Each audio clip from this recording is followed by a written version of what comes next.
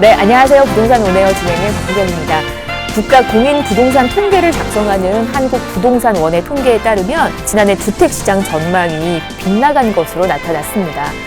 당초 집값과 전셋값 모두 하락할 것이다 라고 예상을 했었는데 기준금리 인하와 개정 주택임대차 보호법은 이 시장에 돌발 변수로 작용했는데요. 그 결과 매매와 전세 모두 수년 만에 가장 높은 상승률을 기록했던 한 해였습니다. 저금리 기조의 지속, 신규 전세 물량의 부족, 앞으로도 지속적인 상승 여력이 충분히 있다라고 하는데요. 2021년 부동산 시장 관심 갖고 지켜보시기를, 그리고 부동산 공부도 많이 하시기를 응원합니다. 저희가 다양한 정보 드릴게요. 자, 오늘 기다리고 있는 1부 내용 한번 살펴보도록 하겠습니다. 시장 핵심 이슈 한번 전해드릴 거고요. 두 지역 살펴봅니다. 오늘 1부에서 기다리고 있는 곳은요. 성북구 성북동에서 다세대 주택, 서대문구 연희동에서 다세대 주택입니다. 전형적인 주거지로 각광받아 오고 있는 곳이거든요. 관심 갖고 지켜보십시오.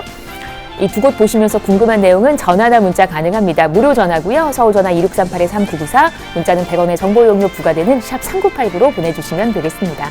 저희 방송 여러분께 다양한 투자 정보를 제공해드리고 있는데요. 해당 부동산의 가치 또는 매물 가격의 상승과 하락을 보장하지는 않는다는 점 유의하시기를 바랍니다. 자, 부동산 온에어 오늘 순서 지금부터 시작합니다.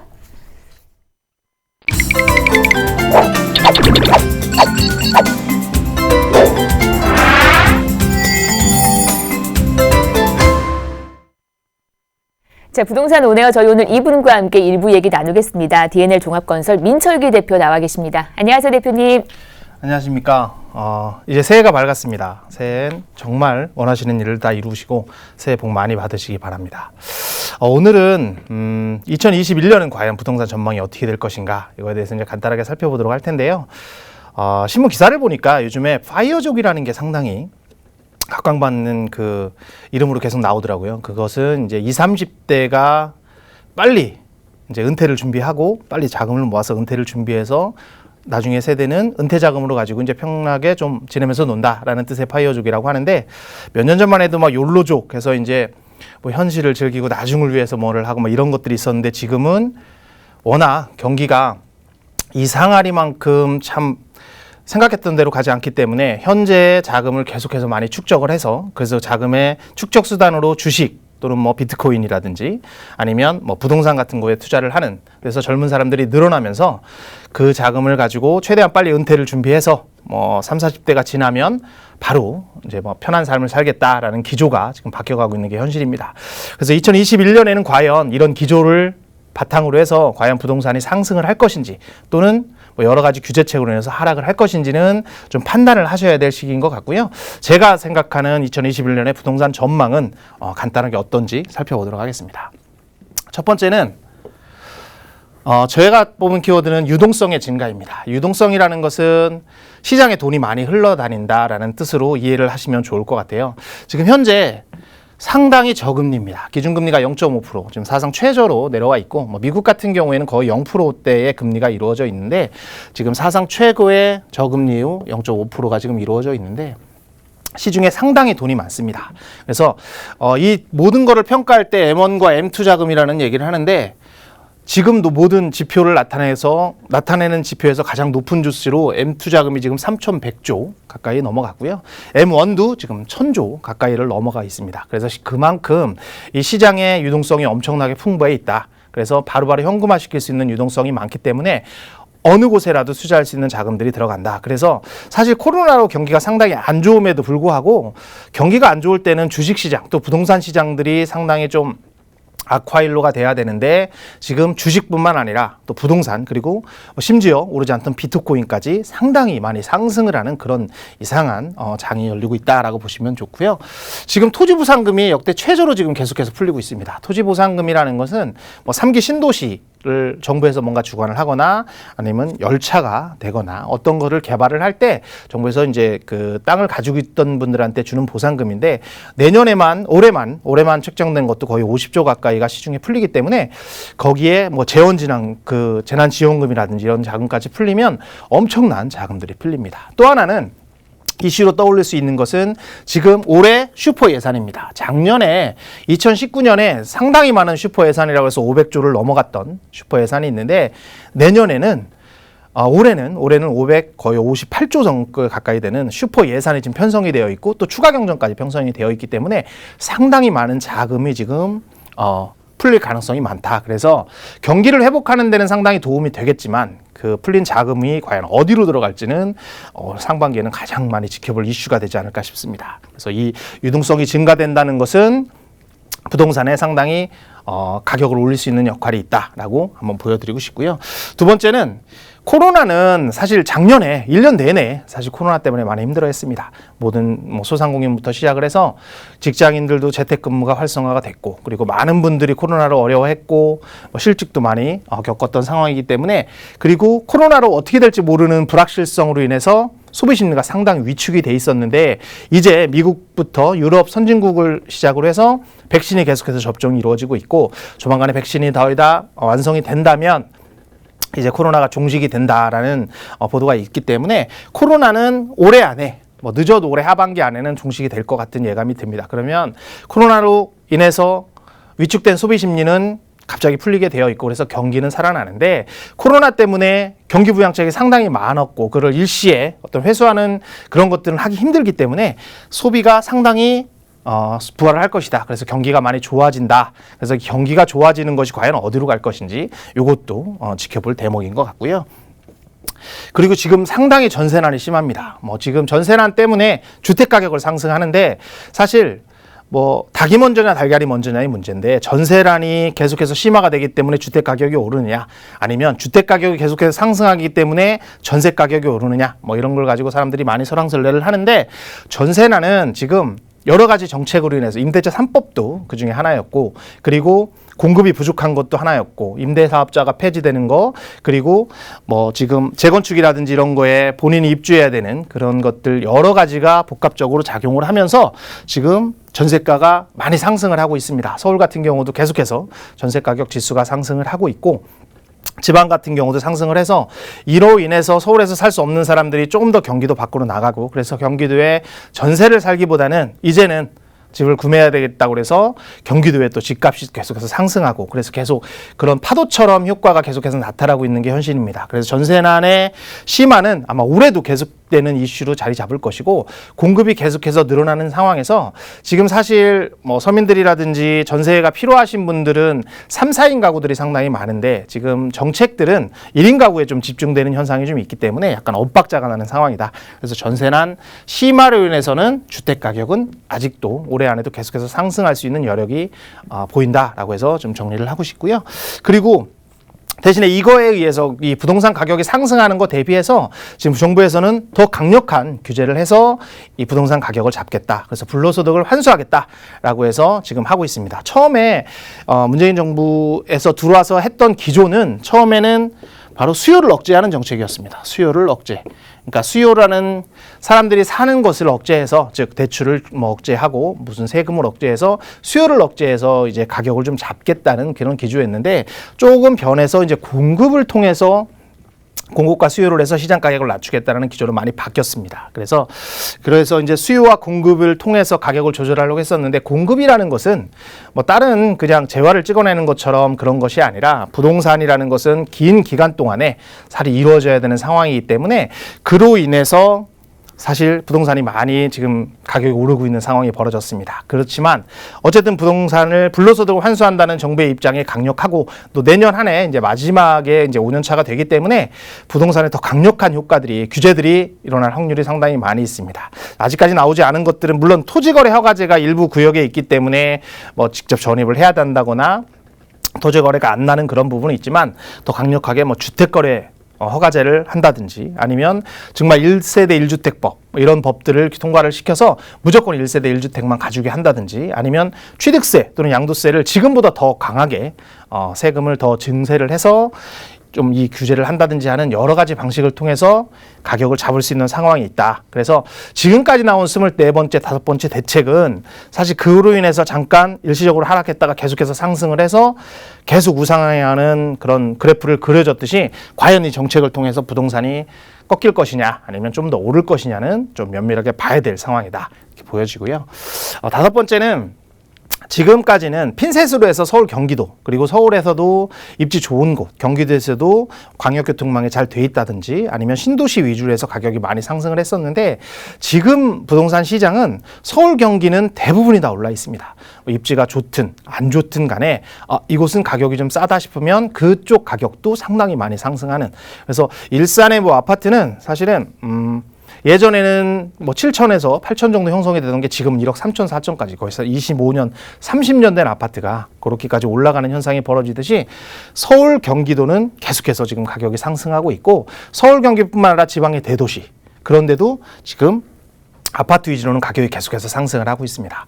뭐 중심 도시를 일일이 말씀은 드리지 않겠지만 말을 드리는 여러 가지 광역시들 그리고 광역시들 안에서도 핵심 지역들은 아파트 가격이 계속해서 상승을 하고 뭐 키 맞춤을 하고 있는 상황. 그래서 지방도 사실 15억, 20억 시대가 지금은 오기 때문에 오히려 강남이 더 싸 보이는 그래서 강남 쪽으로 똘똘한 한 채로 뭉치는 현상이 지금은 계속해서 순환적으로 벌어지고 있다. 그래서 그쪽도 가격이 많이 해서 지방의 가격의 상승은 물론 거품이라고 얘기하시는 많은 전문가들도 계시는데 제가 보기에는 계속해서 상승을 하고 한 번 상승된 것은 지금 사실 대출을 많이 활용을 하거나 어떤 자본을 어떤 지렛대로 형태로 하는 것으로 하진 않았기 때문에 자기 자본으로 했던 가격은 쉽게 꺾이지 않는 분위기가 형성이 될 가능성이 많습니다. 그래서 이 가격의 상승은 서울에 다시 한번 가격을 많이 올릴 수 있는 그런 분위기가 형성이 될 수도 있다라는 것을 말씀드리고 싶고요. 그리고 이제 과연 이제 공급 대책이 계속 나옵니다. 이제 내년 7월부터 시작을 해서 3기 신도시가 3만 호 정도로 사전 청약을 합니다. 물론 사전 청약을 했다고 해서 더 빨리 입주하거나 그러는 건 아니지만 사전 청약을 통해서 이제 공급을 이제 안정적으로 확보를 해서 그분들은 더 이상은 이제 나는 기다리지 않고 공급 대열에 이제 수요 대열에 끼지 않는 그런 효과가 있기 때문에 그런 얼마나 많은 분들이 청약에 당첨이 돼서 그 수요가 많이 분산되느냐에 따라서 올 하반기에는 가격 변동성이 좀 있다. 그래서 7월부터 시작을 해서 3기 신도시들이 전부 다 좀 이따 3기 신도시를 잠깐 보여드릴 텐데 3기 신도시의 어떤 방향에 따라서 많이 움직일 수 있다라는 그런 부분이 있고요. 그리고 3기 신도시가 말씀드린 대로 사전 분양을 합니다. 3기 신도시는 바로 이것입니다. 3기 신도시를 말씀을 드리면 이 부분이 처음에 고양 창릉 아마 12월 정도에 발표를 할 것 같고요. 부천 대장지구도 마찬가지고 과천 그리고 왕숙, 하남, 교산 이렇게 크게 5가지 정도로 3기 신도시가 만들어질 텐데 3기 신도시를 통해서 사전 분양이 이루어지면 많은 원하시는 분들, 내 아파트를 원하시는 분들이 사전 청약에 당첨이 되면 그분들은 수요에서 대여를 빠지기 때문에 과연 경쟁률이 줄어져서 가격이 떨어지는 현상이 일시적으로 나타날 수 있지 않을까 싶어서 3기 신도시의 청약은 무주택 분들이라면 한 번 더 도전해 볼 필요가 있다. 이렇게 보여지고 있고요. 그 다음에 8번째는 공급 부족이 상당히 심화가 되고 있습니다. 이 공급 부족이라는 얘기는 뭐냐면 앞으로 이렇게 정부가 뭐를 하게 되면 공급을 통해서 내년에 또는 한 3년이나 4년 후에 이제 입주를 하게 되는데 지금 인허가율에 따라서 앞으로 3년, 4년 후에 이렇게 공급들이 많이 늘어나는 현상입니다.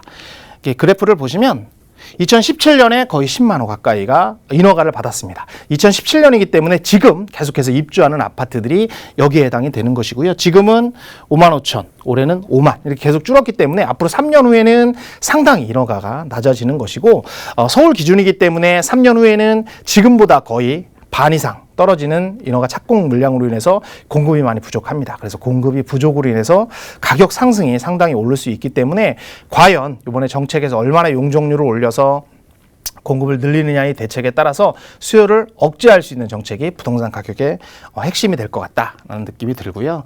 그리고 마지막에는 올해부터 바뀌는 규제들이 상당히 많습니다. 제가 지난주에 간단히 말씀을 드렸었는데 장기보유 특별공제가 올해는 95%로 이제 곱하기지고요. 그다음에 전월세 신고제가 드디어 6월에는 시작을 합니다. 그리고 마지막으로는 양도세가 6월 달에는 상당히 많이 바뀝니다. 6월 전에 파는 분들은 뭐 지금 현재 중과되는 게 10에서 20%지만 6월 1일 이후에는 20에서 30%, 또 1년 전에 하시면 지금은 40%지만 70%로 올라간다든지 그래서 양도세가 상당히 많은 부분 바뀌기 때문에 다주택자 분들이시고 1년이 안 되거나 2년이 안 되신 분들은 6월 1일 전에 매도를 하시는 것도 깊게 고민을 하셔야 될 듯이 상당히 많이 규제가 바뀝니다. 그래서 규제가 계속해서 변화되는 상황이 있기 때문에 이 규제의 변경은 면밀하게 검토를 해줄 필요가 있고요.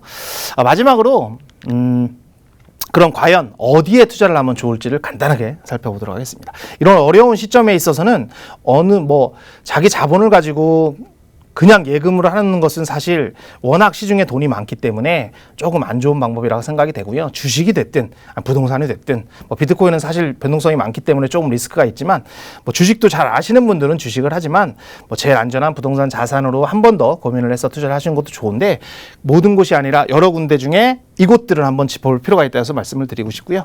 3기 신도시, 좀 전에 말씀드린 3기 신도시의 사전 청약을 한번 무주택 분들이라면 한번 도전을 해보시고요. 두 번째는 역사가 들어오는 것입니다. 교통의 혁명이라고 불리는 GTX, A와 B와 C 노선이 있습니다.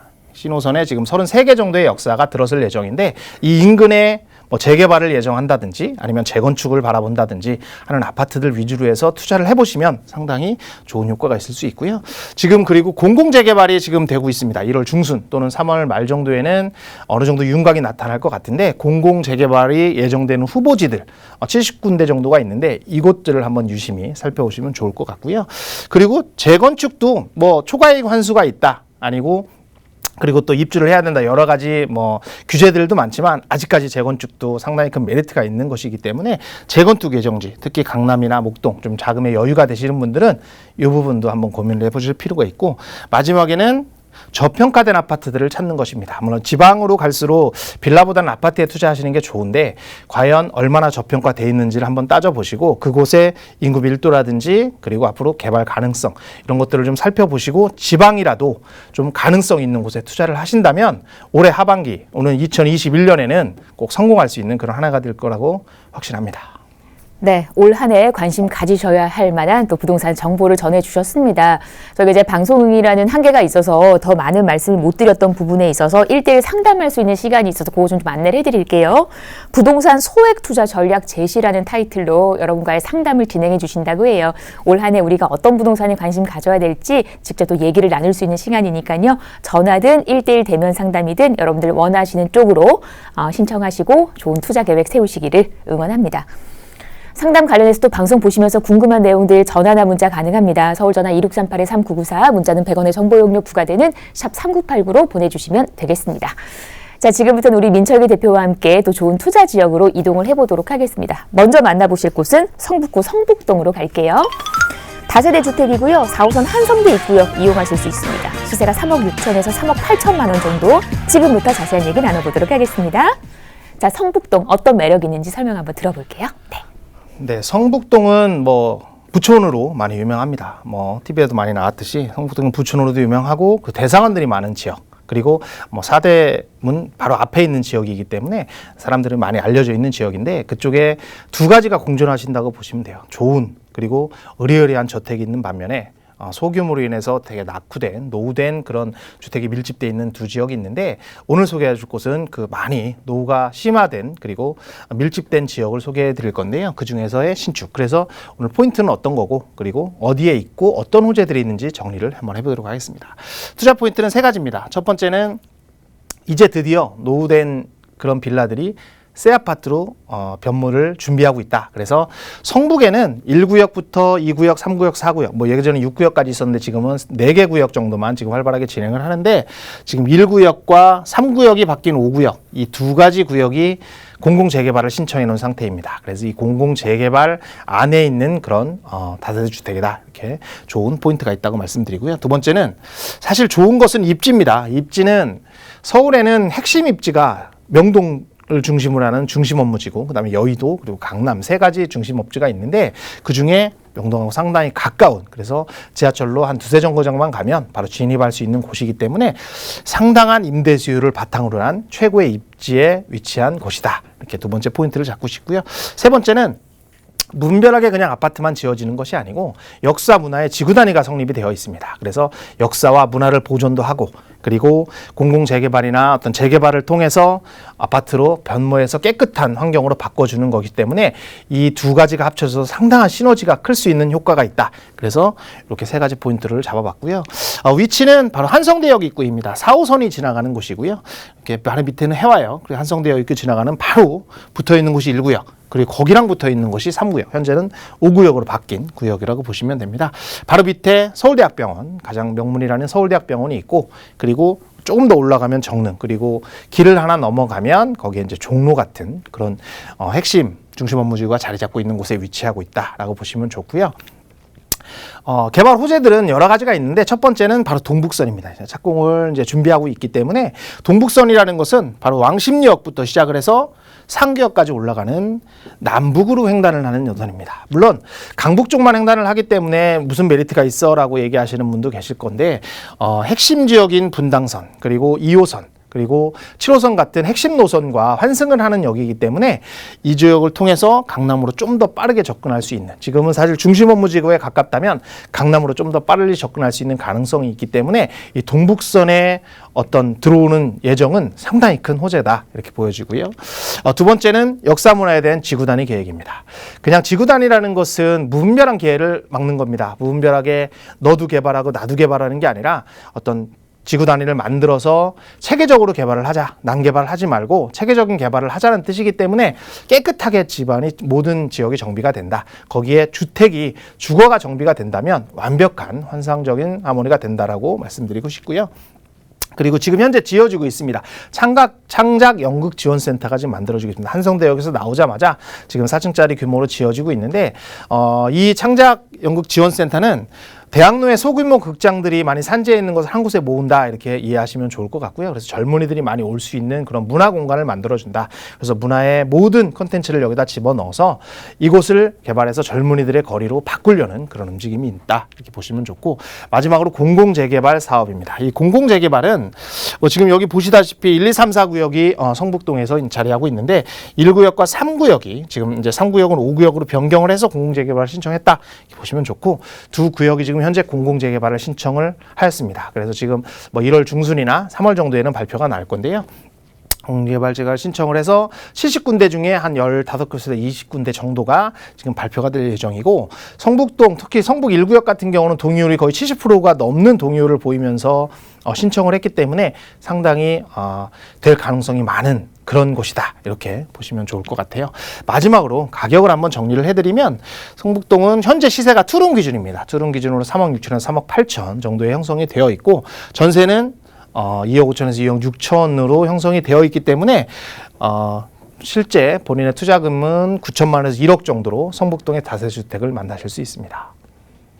네, 이렇게 성북구 성북동 다녀왔고요. 궁금하신 내용 아래 번호로 함께 하시면 됩니다. 자, 계속해서 다음 지역 갈게요. 이번에는 서대문구 연희동 기다리고 있습니다. 투룸 다세대 주택이고요.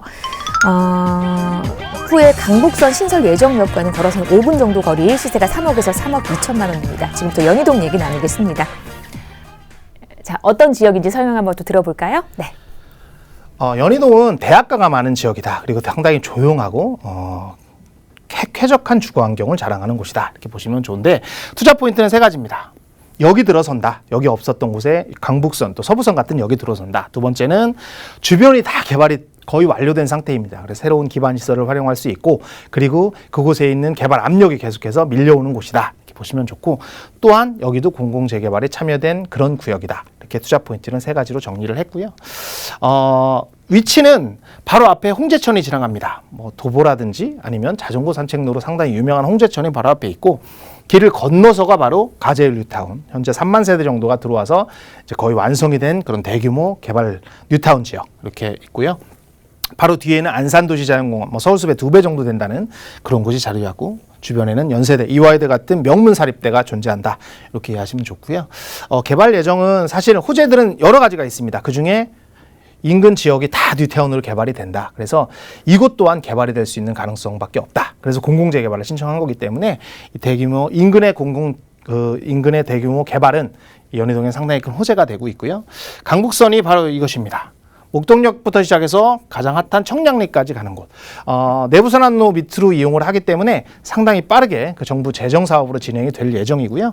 그리고 5호선, 2호선, 9호선과 같은 핵심 노선과 환승을 할 수 있는 역. 그래서 상당히 빨리 여의도 또는 강남까지 진출할 수 있는 것이기 때문에 상당히 큰 호재가 이루어진다 보시면 좋고, 세 번째는 공공재개발입니다. 똑같이 이쪽 일대가 공공재개발을 신청을 했기 때문에 지금 들어가서 정비구역이었던 곳은 아니기 때문에 아마 3월 정도에 발표가 될 예정인데, 상당히 많이 될 수 있는 가능성이 있는 지역이다. 이렇게 이해를 하시면 좋을 것 같고, 네 번째는 상권의 진화입니다. 상권은 신촌에 있던 상권이 지금은 많이 홍대로 왔고, 홍대에서 너무 지대가 상승하고 개발 압력을 받다 보니까 위로 연희동 쪽으로 많이 지금 상승을 하고 있는 상황입니다. 그래서 연희동 쪽으로 올라온 상승 여과가 많은 지대에 영향을 미치기 때문에 이 상권의 발달은 이 또한 큰 호재가 될 수 있는 가능성이 있다. 이렇게 보시면 좋고요.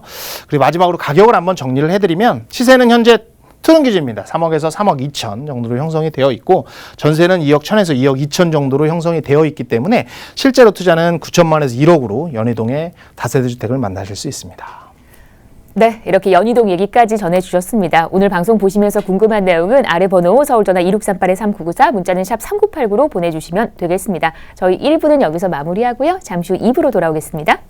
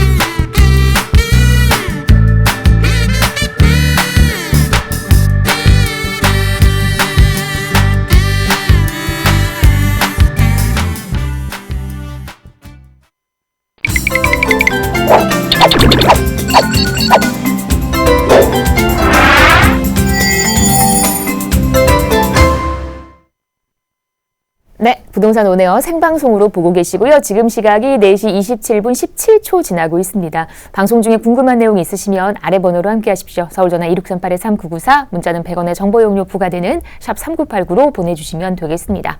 저희 이제 2부 넘어왔고요. 2부는 이분과 얘기 나누겠습니다. 리얼 파트너스 이재익 소장 함께합니다. 어서 오십시오. 네.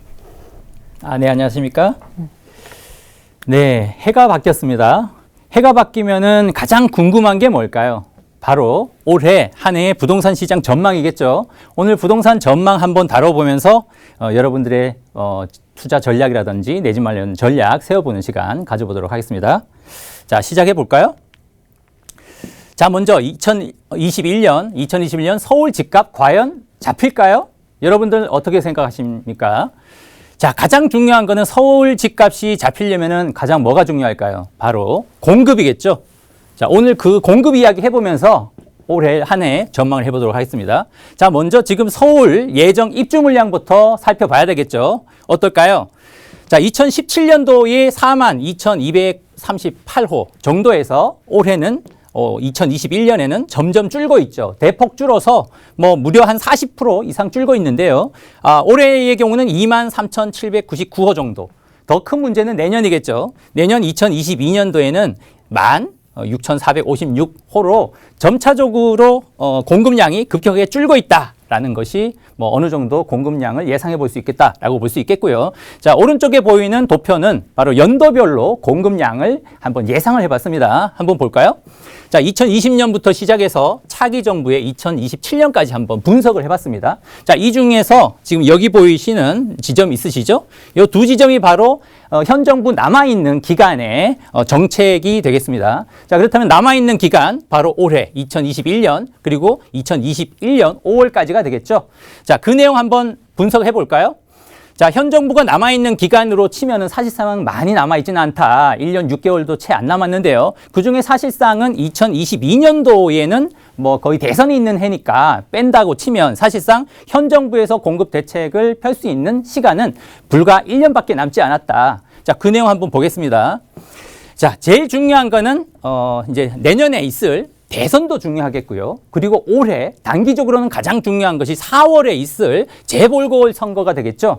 올해 재보궐선거에서 서울시장이 과연 야당에서 당선이 될 건지 여당에서 당선될 건지에 따라서 향후의 서울 부동산 시장 나아가서는 전국의 집값에 영향을 지대하게 줄 거라고 보기 때문인데요. 한번 하나하나 살펴보겠습니다. 자, 먼저 현 정부에서 남아있는 공급 대책 내용들을 구체적으로 살펴보면 가장 단기적으로는 올해 7월부터입니다. 올해 7월부터 사전 청약이 실시가 되죠. 올해 사전 청약으로 3만 호, 그리고 내년에는 또 3만 호 해서 합의 현 정부에서 사전 청약이 6만 호가 실시된다. 하지만 여기서 우리가 살펴볼 부분은 사전 청약을 한다고 해서 바로 공급이 나올 수가 없다라는 부분이죠. 과연 입주는 언제 될 건가를 따져보면은 빠르면 2026년부터 입주가 되기 때문에 사실상 사전 청약 6만 호만 가지고 집값 잡기에는 한계가 있다라는 점이 되겠고요.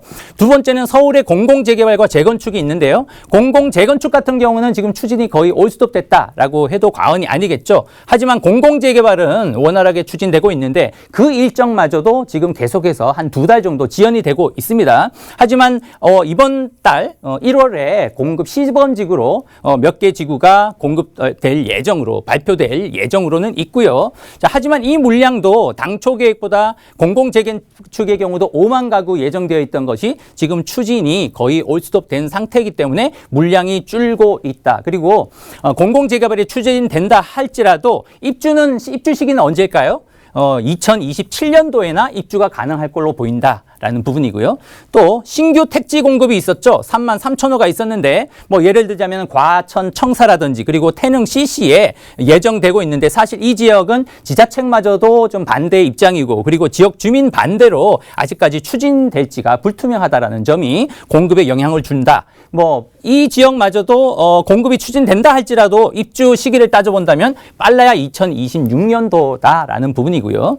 그리고 최근에 신임 국토부 장관이 바뀌었죠. 국토부 장관 공급 정책을 보더라도 여러 가지가 있는데요. 역세권 고밀 개발이라든지 중공업 지역 개발, 저층 주거지 개발, 고밀 개발 내용이 있는데 이 내용 실효성에 따라서도 여러 가지 공급 대책에 영향을 줄 것이다. 하지만 이 대책이 원활하게 추진되더라도 입주 시기는 언제일까요? 빨라야 2026년이다라는 점. 그리고 매도 물량이 나온다 할지라도 지금 세금이 올라가면서 매물이 나올 거라고 기대를 하고 있는데 사실상은 그렇지만은 않죠. 지금 오히려 집값이 많이 급등하기 때문에 집주인들은 오히려 빨리 팔기보다는 지금 버티기로 들어갔다라는 점에서 매도 물량도 그렇게 많이 나올 것 같지도 않다라는 점. 마지막으로 최근에 11, 19 임대주택 공급 대책도 발표됐었지만 실효성에는 의문이 있다. 자, 종합해 보면은 공급이 단기간에 현 정부 남아있는 임기 동안에 공급이 단기간에 나올 가능성이 없어 보이기 때문에 올 한 해 과연 전망을 해본다라고 하면 작년과 비슷한 추세대로 상승세가 이어질 걸로 보인다라고 정리해 볼 수 있겠습니다.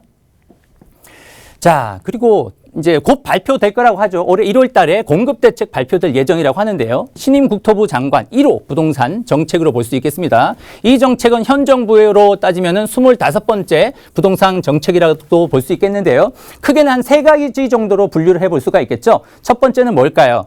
역세권 고밀 개발, 그리고 두 번째는 중공업 지역 개발, 세 번째는 저층 주거지 중층 고밀 개발 되겠습니다. 세부 내용을 한번 살펴보겠는데요. 첫 번째 역세권 고밀 개발 한번 볼까요? 서울시 시내에는 307개 지하철역이 있죠. 그 인근에 500m 인근에 용적률을 기존의 현행 160%에서 300%까지 대폭 상향 조정을 해서 그 지역의 주거지역으로 탈바꿈하겠다라는 내용인데 한번 팩트 체크 해볼까요? 사실 이 새로운 내용은 아니다라는 점이죠. 2019년 6월 27일에 서울시에서 이미 컴팩트시티 개발이라고 해서 이미 시행 중에 있다라는 점이고요. 두 번째는 중공업 지역 개발이 있죠. 그러니까 서울 도심에 산재된 중공업 지역 개발을 추진을 하겠다는데 용적률을 뭐 일반 주거 지역이라고 하면은 보통의 경우는 용적률 250%지만 이 지역을 최대 용적률 400%까지 용적률을 완화를 해서 주거 지역으로 탈바꿈 시키겠다라는 내용인데 이 내용 역시 2020년 작년이 됐네요. 2020년 5월에 국토부와 서울시에서 이미 협의 추진되고 있다라는 내용이고요. 세 번째는 저층 주거지 중층 고밀 개발이 있죠. 이 지역은 대부분이 단독 다세대 주거 지역, 빌라가 밀집한 저층 주거 지역을 낙후 지역을 개발을 해서 공급을 하겠다라는 내용인데 이 역시 우리가 익숙한 내용이 있죠. 서울시 가로주택 정비 사업 이미 추진되어 있기 때문에 새로운 신임 국토부 장관이 곧 발표할 내용, 예상되는 내용 중에는 새로운 내용은 크게 없어 보인다라는 점. 그래서 한번 종합 의견을 내본다라면 새로운 공급에 있어서 새로운 내용이 부재하다라는 점. 그리고 설사 이 원활하게 추진이 되더라도 입주 시기는 향후 4, 5년 후에나 입주를 하게 된다라는 부분. 그리고 인센티브와 개발 이익 환수를 동시에 병행하기 때문에 과연 상호 모순적인 부분 때문에 추진이 원활할 건가라는 부분 때문에 현 정부의 임기 내에 이 공급 대책의 실효성은 좀 의문이 가는 부분이 있다라고 한번 정리를 해볼 수 있겠습니다. 자, 바뀌는 제도가 있죠. 올해 바뀌는 제도를 우리가 알아야 되겠고 그리고 부동산 시장 전망을 한번 해보도록 하겠습니다. 자, 바뀌는 제도가 많은데 사실상은 이때까지 대책이 쏟아져 나올 때마다 분석을 많이 했기 때문에 여러분들이 이미 다 인지를 하고 계신 내용이고 간략하게 요약을 해본다면 1월 달에 종합부동산세 그리고 양도세 청약제도가 본격적으로 시행이 되고요. 그리고 2월 달 역시 청약제도 변경된 내용으로 시행, 6월 달에는 양도세, 소득세, 임대차가 본격적으로 또 시행이 되는 부분이 있고요. 7월 달 역시 청약제도 변경 내용이 있겠습니다. 자, 이 내용보다도 더 중요한 내용이 있겠죠. 과연 어떤 내용일까요? 바로 요약을 해놨습니다.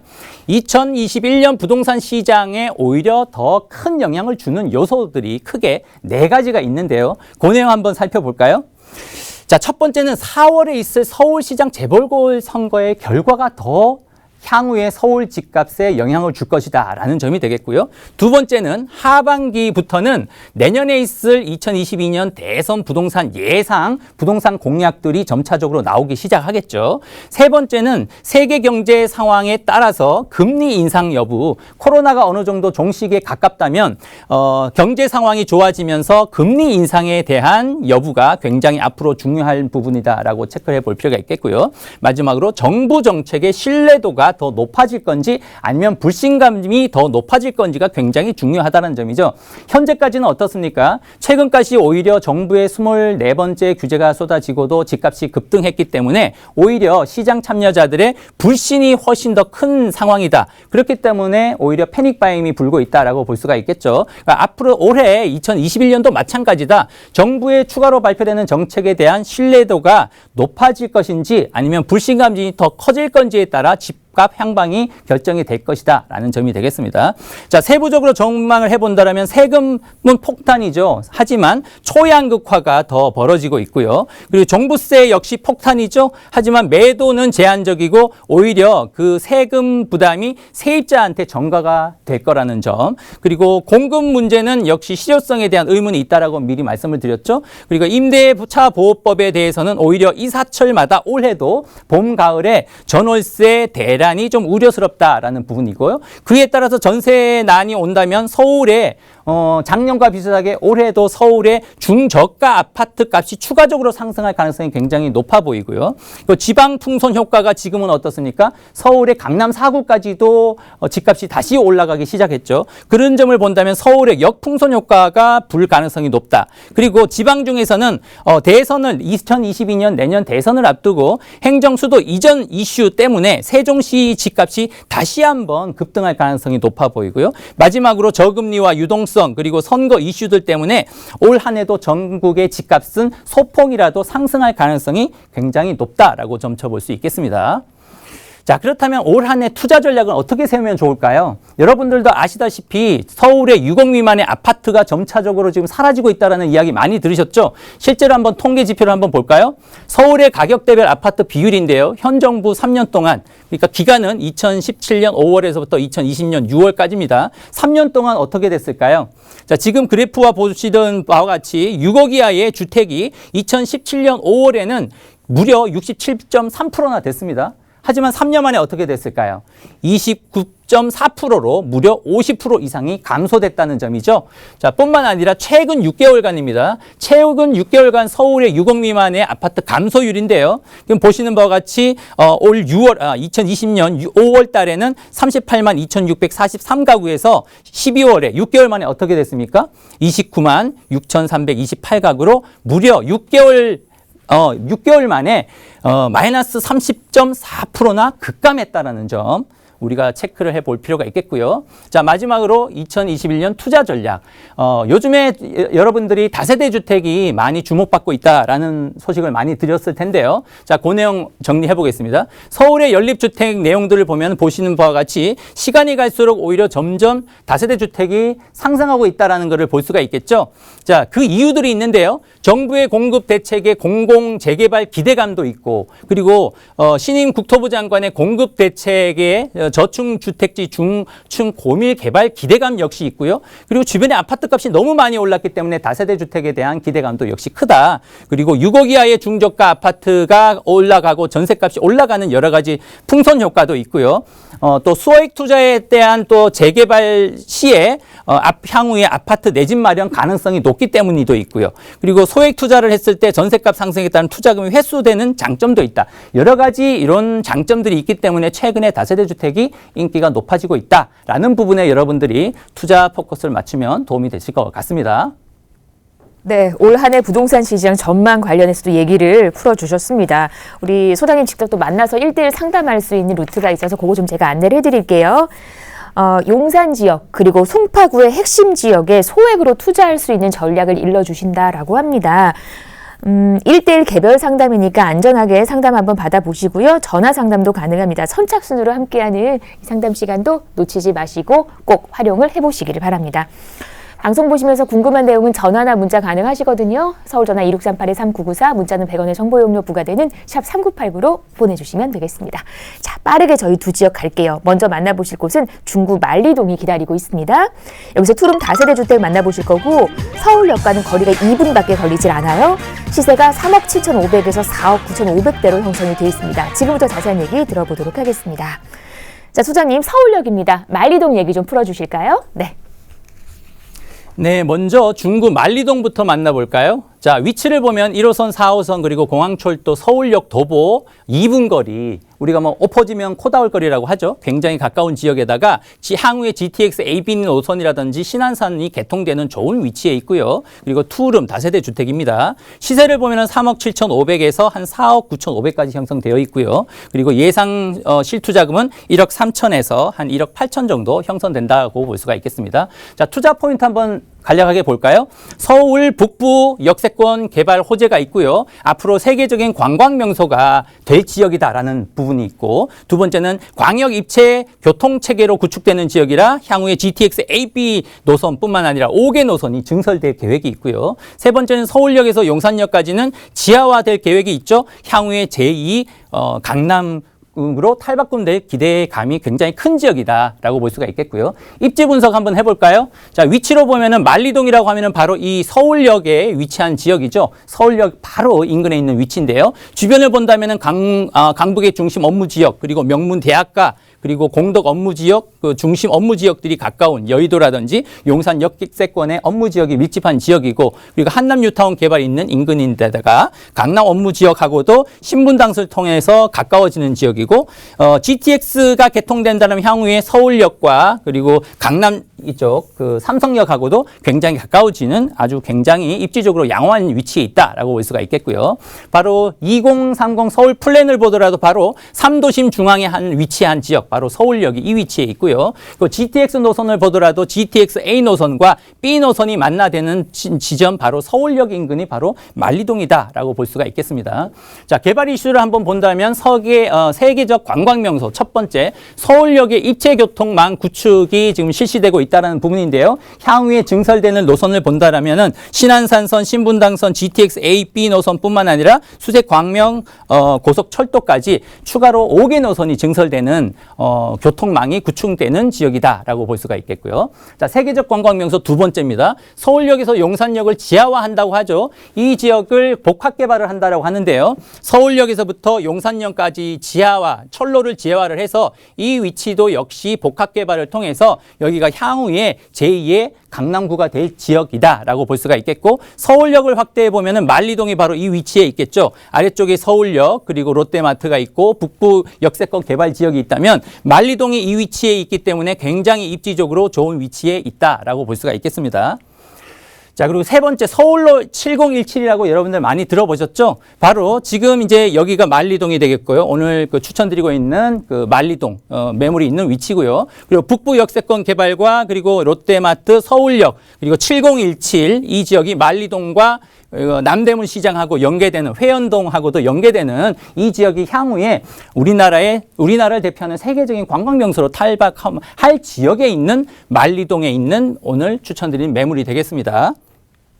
자, 네 번째 마지막으로 서울역의 북부 복합 개발인데요. 지금 여기 보이시죠? 여기가 바로 만리동이고 서울 북부 복합 개발 지역 그리고 롯데마트, 서울역 바로 인근 도보로 한 2분 거리에 있는 초역생 거리다. 엎어지면 코 닿을 곳에 있는 매물이다라고 볼 수가 있겠습니다.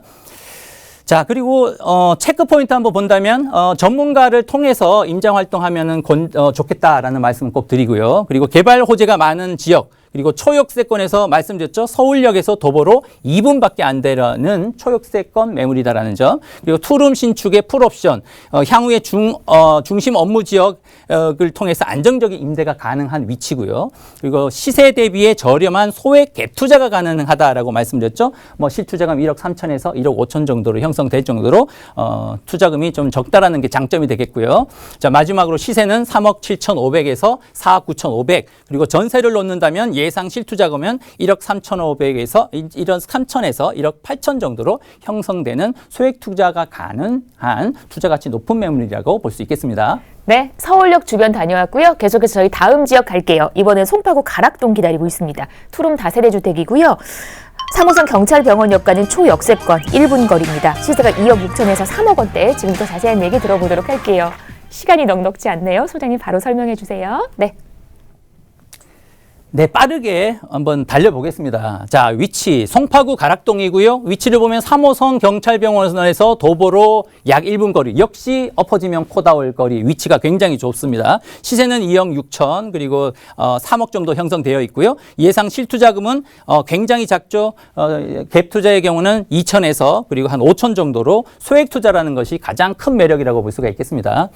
자, 투자 포인트로는 수서역 가락시장역에 환승할 경우에 테헤란로 직장인 수요가 굉장히 많을 지역이고 위례 신사선 27년도면은 개통할 지역에 있기 때문에 향후에 시세 상승이 충분히 가능한 지역이고요. 그리고 개발 이슈로 중에서도 영동구치소, 옛 영동구치소가 복합 개발이 되고 그리고 가락 전력 관리소가 개발되는 큰 이슈가 있는 지역이다라고 볼 수가 있겠고요. 입지적으로 보면 가락동은 어딜까요? 바로 이 위치에 있죠. 수서역세권 개발이라든지 그리고 위례 신사선을 통해서 강남 접근선이 굉장히 좋아지는 위치에 있고요. 그리고 향후에 3기 신도시하고 연장되는 3호선 위치 딱 중간에 있는 향후에 시세 차익이 충분히 가능한 좋은 위치다라고 볼 수도 있겠고요.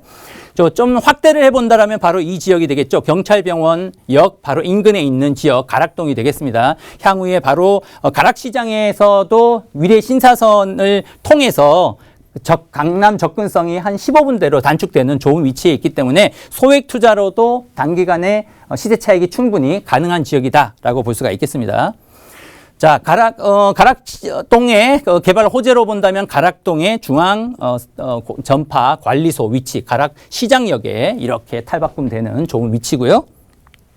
두 번째는 옛 영동구치소도 복합 개발을 통해서 향후에 이 지역에 공공시설도 들어오고 신혼희망타운도 들어오고 공동주택이 들어오는 만큼 주변에 주거 인프라가 굉장히 좋아지는 지역이고요. 가장 중요한 건 위례 신사선 경전철을 통해서 개통이 된다면 이 국제교류 복합지구 삼성역과 한 3정거장 거리밖에 안 되기 때문에 향후에 시세 차익이 충분히 가능한 지역이다라고 볼 수가 있겠습니다.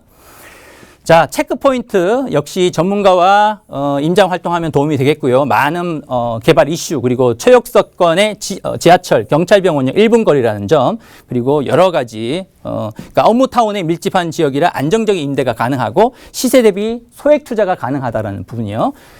자, 마지막으로 시세를 보겠습니다. 시세는 2억 6천에서 3억 정도 형성되고요. 전세를 놓을 경우에 실투자금이 뭐 2천만 원에서 5천만 원밖에 안 되는 투자금이 가장 좋고 위치가 좋은 지역 역시 단기간에 시세 차익이 충분히 가능한 좋은 매물이다라고 볼 수가 있겠습니다. 가락동까지 저희 맺을게요. 방송 보시면서 궁금한 내용은 서울전화 2638-3994 문자는 샵 3989로 보내주시면 되겠습니다. 저희 방송 여러분께 다양한 투자 정보를 제공해드리고 있는데요. 해당 부동산의 가치 또는 매물 가격의 상승과 하락을 보장하지는 않는다는 점 유의하시기를 바랍니다. 저희 여기서 인사드리고요. 내일 오후 4시에 다시 오겠습니다. 고맙습니다.